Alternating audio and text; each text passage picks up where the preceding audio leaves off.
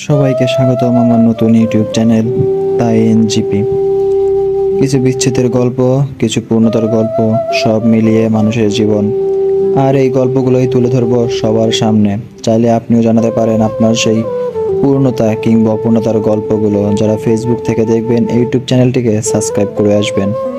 Facebook পেজের Messenger অপশনে গিয়ে গল্পগুলো লিখে পাঠাবেন। ভিডিও ডেসক্রিপশনে ফেসবুক পেজের লিংক দেওয়া থাকবে। তো শুরু করা যাক। রাফি একটা নাম, যার পেছনে লুকিয়ে আছে হাজারটা অসমাপ্ত স্বপ্ন, এক ফোঁটা আশা, আর অগণিত রাতের না বলা কথার কষ্ট। মিরপুরে এক গলির ভেতর ছোট্ট একটা বাসায় থাকে সে। বাবা অল্পস্বরে, মা অসুস্থ, আর রাফি পড়ালেখার পাশাপাশি টিউশন করে কষ্টে তার টিকে থাকা এক সংগ্রামী যুবক। মায়ার সঙ্গে পরিচয়টা যেন হঠাৎ পাওয়া শান্তির মতো।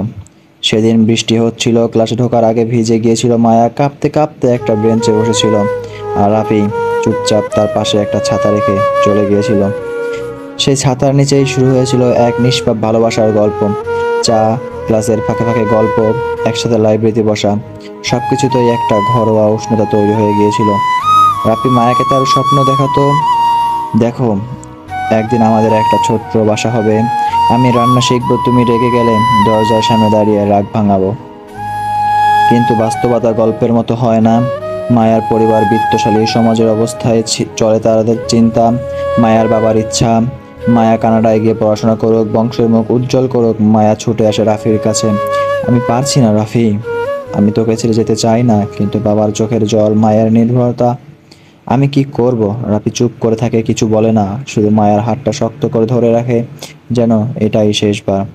রাতটা সেদিন অনেক লম্বা হয়, শহরটা থেমে গেল, রাফির বুকের ভেতর ঝড় বয়ে যায়।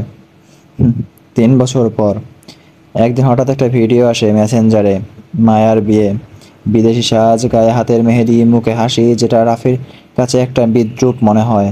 রাফি কিছু বলে না, শুধু নিজের জানালার পাশে বসে থাকে। শহরে আলো আধারিতে সে দেখে তার জীবনের সব আলো যেন হারিয়ে যাচ্ছে। সে রাত থেকে রাফি বদলে যায়, চুপচাপ, নীরব, বিষণ্ণ।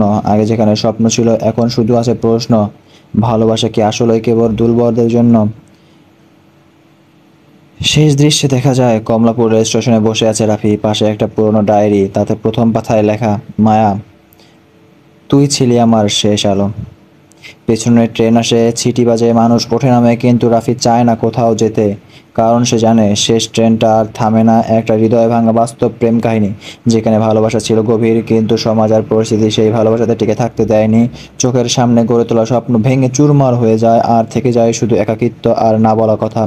জীবনের সবচেয়ে বড় আপন মানুষটাই একদিন হয়ে যায় শুধু স্মৃতি।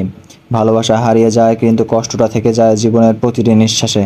কারণ সব ট্রেন থামে না, কিছু ট্রেন শুধু চলেই যায় চিরতরে।